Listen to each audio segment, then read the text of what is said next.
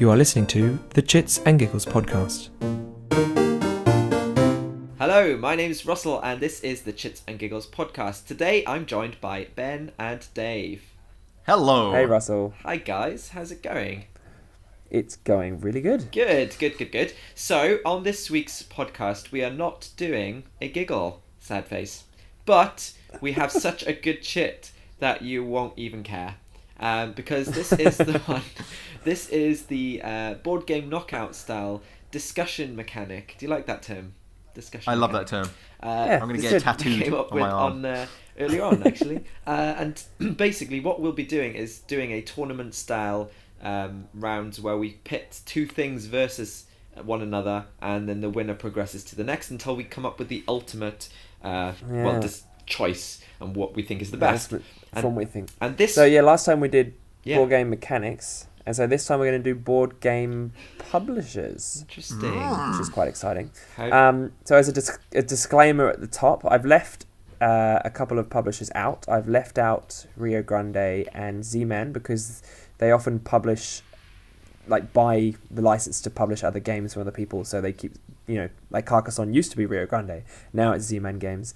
And I've also left out Asmodee, because maybe by the time this podcast is actually released, they will have owned every company in the list, because they seem to be buying them every day. So really, Asmodee wins. Yeah, Asmodee wins. And that's the podcast over. See you next time on the Chits. Cool. So, Ben, are you going to take charge of the randomizing? Yep, we're going to activate the randomizer now. That sounds very advanced. It is. It's the new cutting edge technology. So the randomizer has spit out the first two contenders for round one. Round one.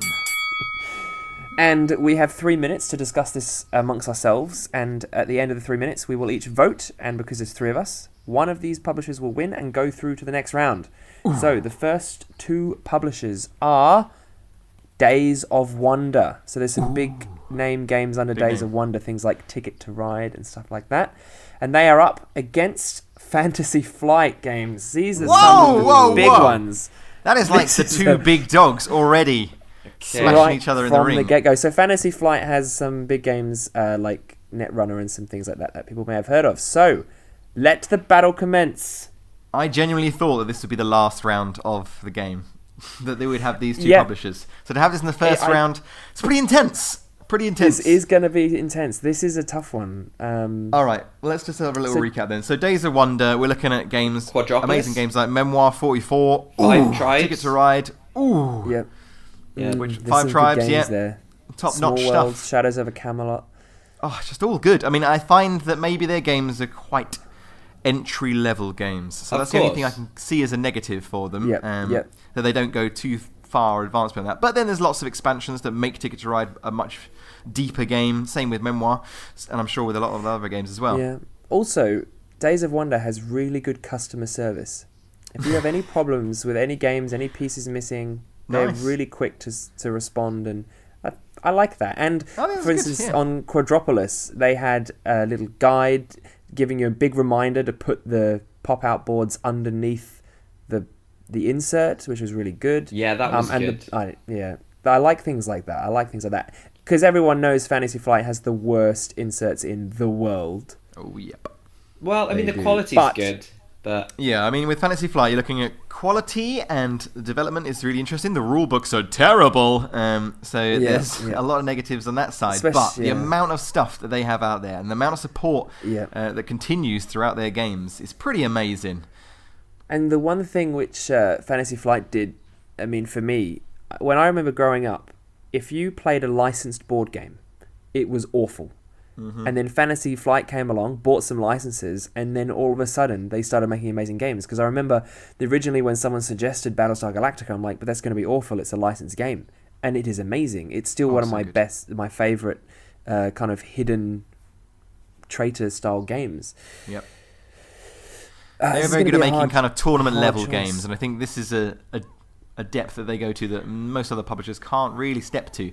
But Fantasy Flight's tournaments are insane. With Netrunner, with X-Wing, with most of their card games, they have very good tournament sort of style approaches to those games, which I don't see in many others. I mean, you get the Pandemic tournaments, you get the Catan, but I guess they're not quite as intense. You haven't built your thing. You're just coming to the game like everyone else.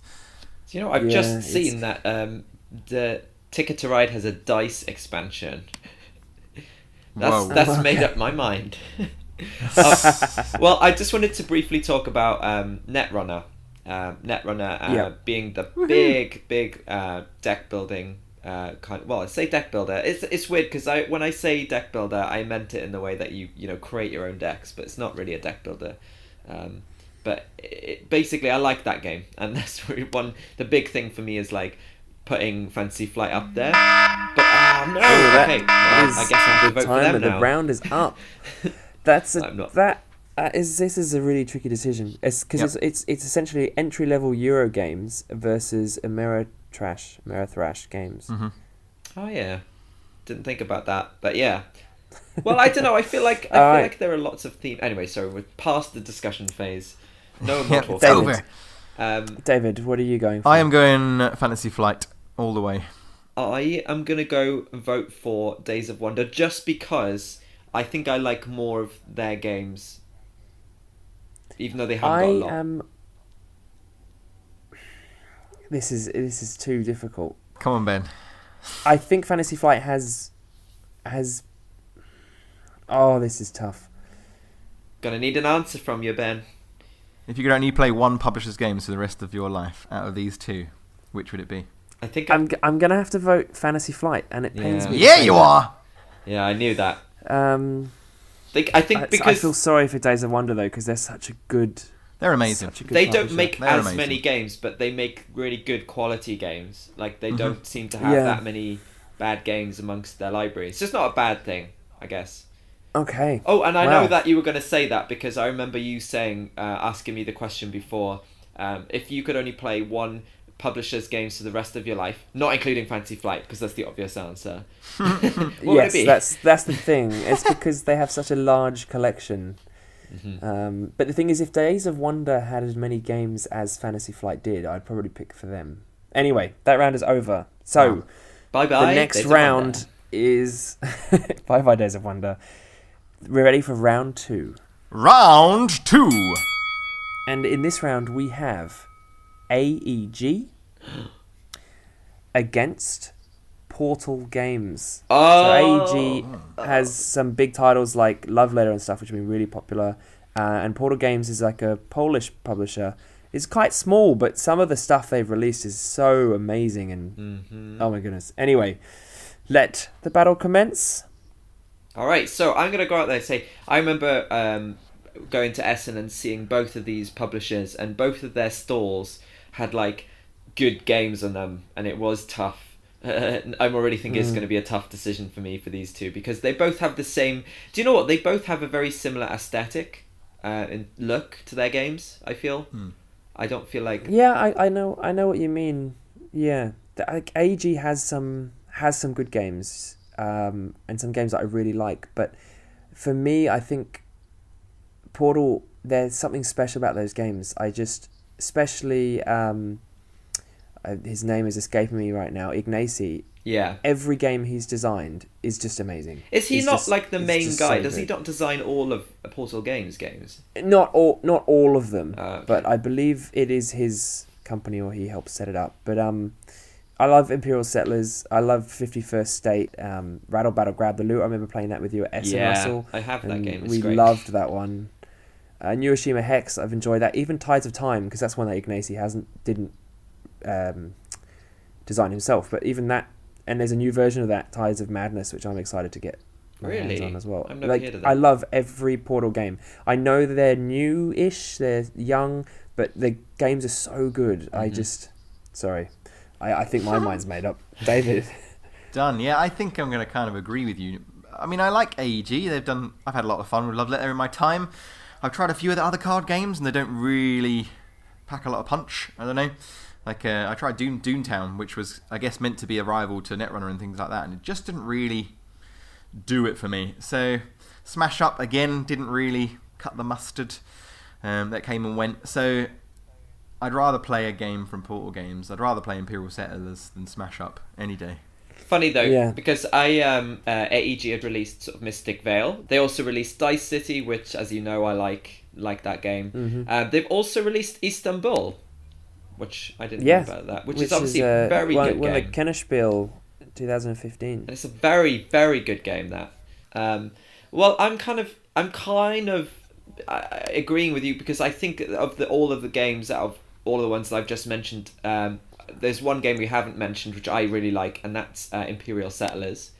I really like how they've gone about that game, because they said that every new expansion, every new tribe will have a distinct play style, and I do remember playing Imperial Settlers and going, oh yeah, these guys play really differently to them.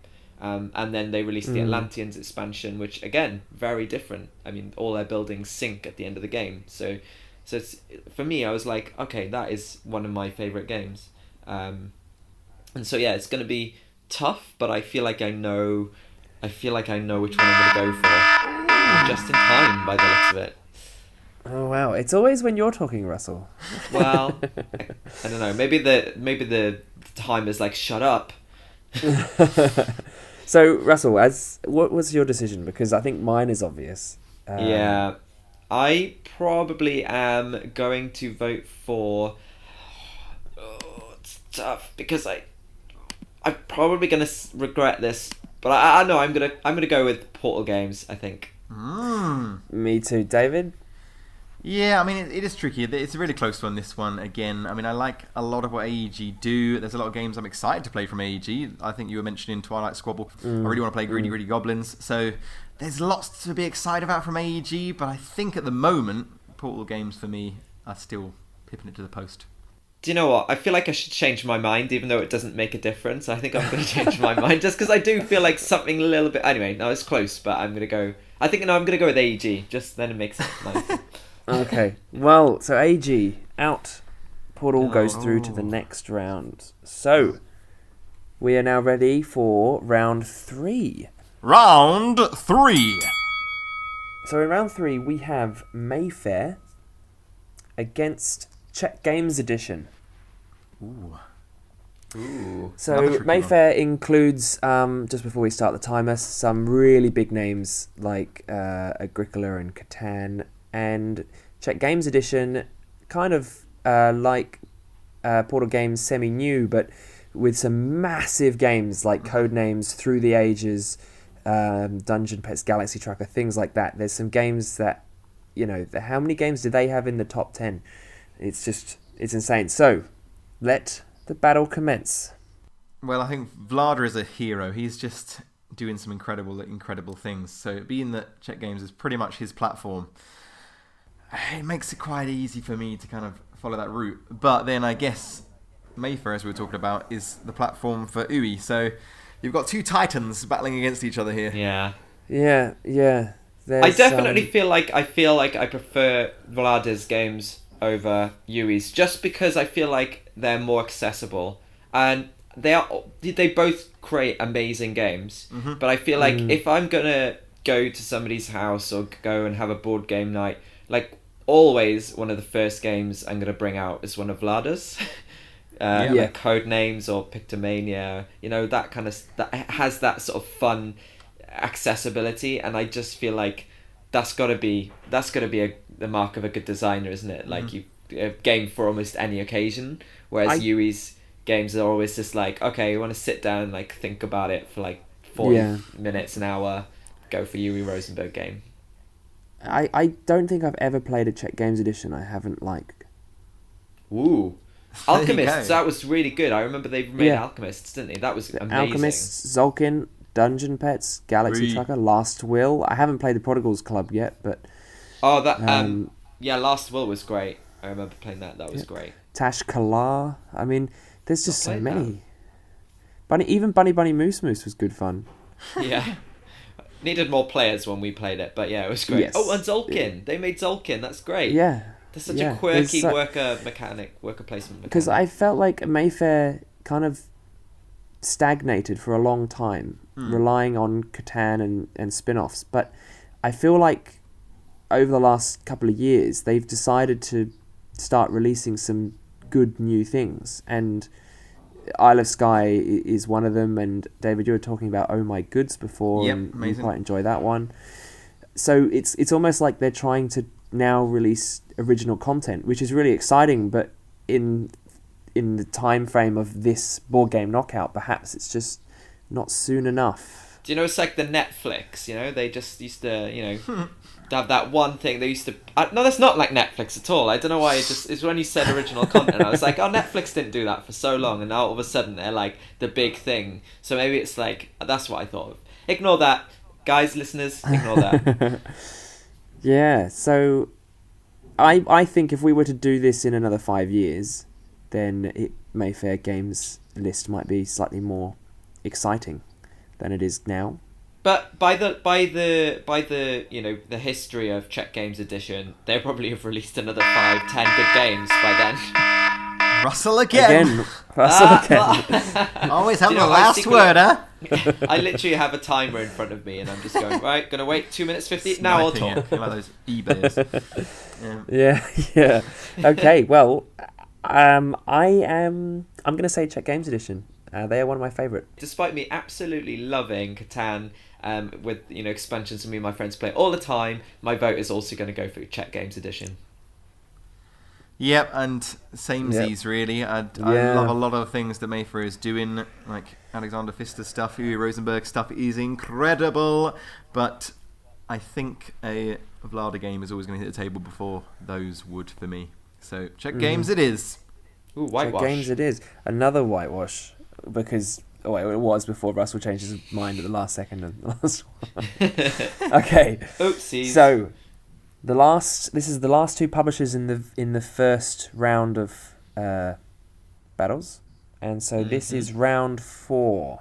Sorry, I forgot where I was for a minute there. Round 4. So in round 4 we have Queen Games against Yellow. Ooh. So just to list a few Queen Games, things like Alhambra, things like that. Hunter. And Yellow things like King of Tokyo, King of New York, Niet, and some other things like that. So round 4, let the battle commence. Do you know, the last bad experience I had with a board game was with a Yellow game, and that was the Big Book of Madness. Oh, Tell me more, you Russell. Tell me more. Yeah, I didn't enjoy that. It was just too. It was like playing like a really difficult video game, and I just threw my controller down in frustration, and I wanted to quit. It was just really difficult. Like, it didn't feel like you had any grasp of the game, and like a game like Pandemic, it's tough. But they start off kind of easy, and you're like, yeah, I almost won, but I didn't. And then the next time you play better. With that game, it was like, I did so bad, I can't even foresee a situation where I win. But maybe that was just a really bad experience, and actually the game isn't that difficult. Maybe we were playing it wrong. But yeah, I didn't enjoy that. So that's kind of a markdown for me. But they do make some really good-looking games.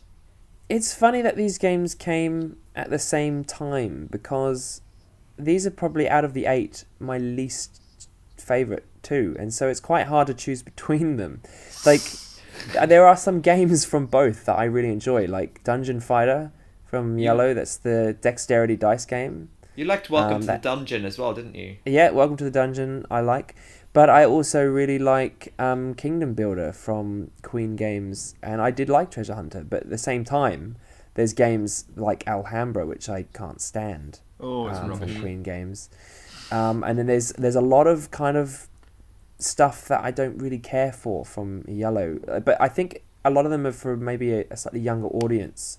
Yeah. Well, they have that series of like young gamers sort of book games, don't they? Which is nice. Yeah. But obviously it's not for us. So. I thought you were going to say something really harsh against them, then, Dave. Never. I appreciate what they do. I think it's good, but it's a different level. It's what, Queen Games though. Sorry, Dave, carry on. You're a terrible human being. So the first scratch you would make is, I guess, with games like King of New York and King of Tokyo and those sort of things. But then you realise games can be better than that, and you move on. And I don't know, there's nothing really by Yellow apart from Steam Park, which is the only game I've really enjoyed of theirs with more to it. And even that's just a very similar to King of Tokyo and King of New York. I don't know, it doesn't really do it for me, whereas Queen Games have a few meatier games. You know, Thebes is amazing, it's really, really good, and there's so much good stuff going on. Kingdom Builder's great. Do you know, I do have a point. I do have a point to make about Queen Games, though. They did a kind of cheeky thing. They did a Kickstarter campaign. You know, massive company like Queen Games did a Kickstarter campaign for Treasure Hunter, and everybody was like really annoyed about that because they could afford it. Yeah, no, that's something which does bother me a little bit about Queen Games. That's the must apply to others now. I mean, Zombicide and Call Me Not doesn't need to be on Kickstarter anymore, but it is. Oh, Dave! Whoa! I thought I was supposed to talk. Swooped in there. Okay, so this is a tough one. David, which way do you think you're leaning? I don't know. Both of these don't really excite me. So it's Should we just eliminate both of them the best of a bad bunch. You know, whoever gets through is going to get destroyed in the next round. So without thinking about it, Queen Games can have my vote. Yeah, me too, I think. My vote's going to be for Yellow Games. Just I was going to give a bit of jeopardy because I knew you were going to vote, Ben. But go on. Well, I'm really torn because Queen has annoyed me with the Kickstartering and stuff. But I do think just in terms of their games, if I could only buy games from one publisher, I'd pick Queen. So, Queen it is. Okay. So we are now entering the semi-finals, and somehow Queen Games is going to have come up against one of the other three amazing publishers it's in going to this take long, four. is it? Someone's got a free pass. Okay, so this is round 5. Round 5. In round 5, we have Queen Games against. We've got to talk about it for 3 minutes. We've got 3 minutes, guys. Czech Games Edition. All right. Oh, for goodness' sake! Well, I love Queen Games. Actually, thinking about it. Now you mention it. They've made some rubbish games. No. But seriously, list one bad Czech Games Edition game. One. They haven't really Travel Blog. I don't know. What's I've that? never played that, but it is on their website. It's a game called Travel Blog. It's a low budget travelling game. I bet it's amazing. That sounds terrible. I bet it's amazing. But actually, it is by Vlada, so it's probably incredible. But this is the thing. I've never played a bad Czech Games Edition game. It doesn't. As far as I'm aware, they don't exist. There's a game called Sneaks and Snitches. I mean, that sounds awesome. And the theme. Oh God, guys, this website is full of gems. The theme is classy sneaks and snitches. Dirty cops, invaluable information, shiny artifacts, glitzy jewellery, and good gold. See, Sneaks and Snitches, I don't know if you remember, Russell, this is one game which I'm worried isn't good because I bought it for €2 at Essen in like a bargain bin, and I bought it because it had Vlada's name on it, and I haven't played it yet. Ooh, could be terrible. Then that's it, you got to vote for Queen now. I don't know. What do we like about Queen? Let's lift them up a little bit. There's literally they're not that bad. I mean, they made Escape, which is great. That was kind of like the key real time game, wasn't it? Yeah, I mean it's pretty good. And Escape Zombie City is also a lot of fun. It's just you have to be in a quiet room to play it, which is somewhat ridiculous. Treasure Hunter, I really like that. It's better than to me Seven Wonders. It's a Seven Wonders, but actually fun. And you know what? It seems to be like an indication that they are not kind of just churning out games now. They are, well, they are, but they're starting to make good quality games again. So maybe this is the upswing. This is where Queen Games starts there. Richard Garfield in, so that was they got a big gun in there for that one. Big guns. Yeah. It's quite odd though that on their website they don't seem to have any of the good games. They just have Richard like Garfield 4 games there. Greedy Goblins, and you mentioned that earlier on, and I know it's by neither of these publishers, but I haven't played it, but it looks kind of fun. Another real-time game. One question I have about Queen Games. One good thing, all their boxes are pretty much the same size. That's awesome. Yep, but bad like thing, they're all that like ugly yellow. Well, they look like kids' games, don't they? Yeah, that seems to be their push. I mean, their tagline is connecting generations. So their whole thing is trying to do the family sitting around a table to play games. I don't even know how they made it to the semi-finals. They probably are. They probably are a game company that are focused on family. They're not a game company that's focused on us, essentially, people who are like kind of serious gamers who can appreciate finesse, but they're probably just a company that are like, families enjoy these games. Oh, there we go again. There's Russell. Oh, that feels better. So Russell votes for Queen Games by the sounds of it. I am going to vote for Czech Games Edition. Czech Games. Me too. Yep, done. Okay, Czech Games. So that was an easy one. This next one is going to be quite difficult, I think. So in round 6, we have Fantasy Flight against Portal Games. Let that battle commence. This is a tough one. I think I'm just so into playing Netrunner and stuff like that at the moment. And we forget that Fantasy Flight has a whole kind of RPG section as well. There's so much going on with Fantasy Flight. And the more I think about it, the more impressed I am by their catalogue. Portal Games, not so much.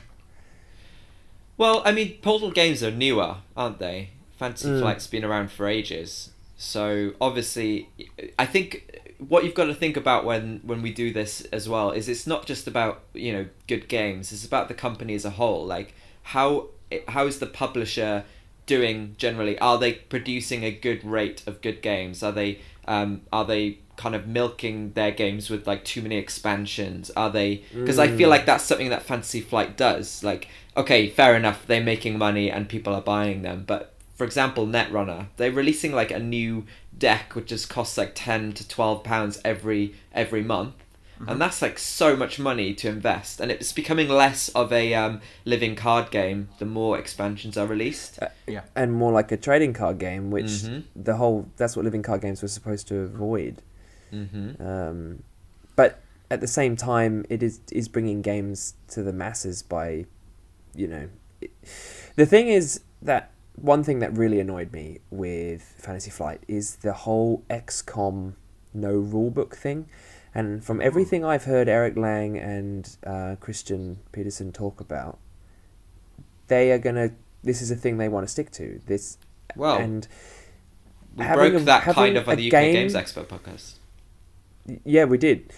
Having a game without a physical rulebook, to me, it drives me up the wall. Numerous times when playing XCOM the first time, we wanted to look at something in the rulebook quickly, and we had to actually like quit out of the game screen, go into the menu screen, and I have big issues with that, and that's my little cross against Fantasy Flight. Yeah, it's kind of tricky because I think I mentioned this on the podcast. I'm not sure it's a great idea to not, to just have games that you need apps for, but at the same time, Fantasy Flight makes so many games that don't, and this is just one. They've just made one game that doesn't, and they're probably going to do another one. It's probably not ever going to get to that point where like a big majority of their games require apps. I just don't think they'll ever do that, but it is still annoying for people at that point. But it's a good point you bring up, because I didn't realise. I don't know. For me, I feel with Fantasy Flight that they're doing more of this. The stuff is very similar. They get a license and then they churn out content. Oh no, I'm Russell. Well, Dave didn't really get much to say in that, so I really don't know which way Dave is going to vote. Oh my god, I actually think I'm going to go Portal Games on this one. Whoa, mixing it up. I am definitely going for Fantasy Flight here. I think they do a good deal, as you mentioned before, of licensing taking in a world and turning it into some awesome games and making those quite thematic as well, which is tough. So I'm always impressed by the content they produce. That means I'm the decider, just based on the fact that one of them is newer, one of them is more established, and which games do I generally get more excited about playing? I will have to go for Portal games. Whoa! Wow! I am shocked. Yeah. 2 of the big ones are out. Yeah. See, but it was close. It was close for me, but I think the thing comes down to I haven't been excited about a Fantasy Flight release for a while. Like a new game that's come out, I've not been like, oh my god, I can't wait for that game. I've been like that about so many other publishers. Yeah, even though they're good games. But when was the last Fantasy Flight release that you just were kind of like, when we went to Essen last year and there were certain places we had to go to on day one to make sure we could pick up the game? I've never done that to Fantasy Flight. I've never rushed to Fantasy Flight to pick up one of their games. Have you? No. But I've only been to Essen once, so... I think it's different, but I guess because they're so big and so established, it's never a struggle to get their games. So I don't know. It's a bit different. Whereas Portal games, because they're smaller, but I can see a lot of merit in Portal games, and I'm still excited to see what else they can kind of come up with. So I can see why they've gone through. Hats off to Portal games. So this leads us to the final round. Final round. That was great. It's quite serious, isn't it? Oh, feels like the Crystal Mix. Oh dear. We've done him. He's dead. All right.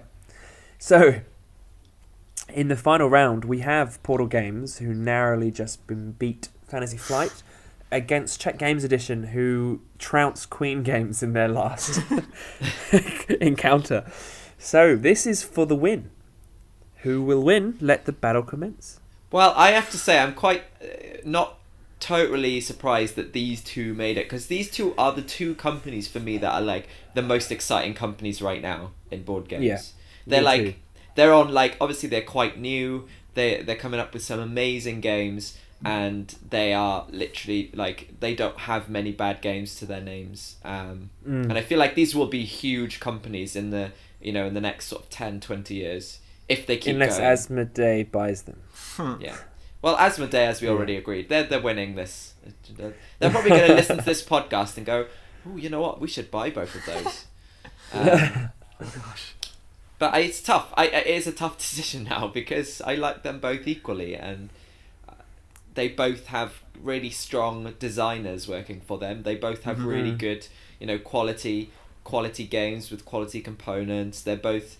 I don't know about their customer service, actually. Does anyone have an experience of those? Nope. No, it's because I've never had any issues with the games. I've never needed to. On it. Yeah, it's a tough one. I think for me, still Czech Games pips it because I have more of their games in my collection. Essentially, I was looking through my collection earlier, and it's growing in Czech Games. I don't have any Portal games at all. Oh, really? My brother obviously likes a lot of Portal games, and so he's collected most of them. But if I look down the games that they've produced, I'm still excited to play quite a few of theirs, but I don't know if I'd want to own them. That's interesting. I think for me, like again, I have not played a Czech Games Edition game I haven't liked, but I have played Robinson Crusoe from Portal Games, and I didn't like that. That could be because I'm not a co-op fan, and that could be the reason I didn't like it. But yeah,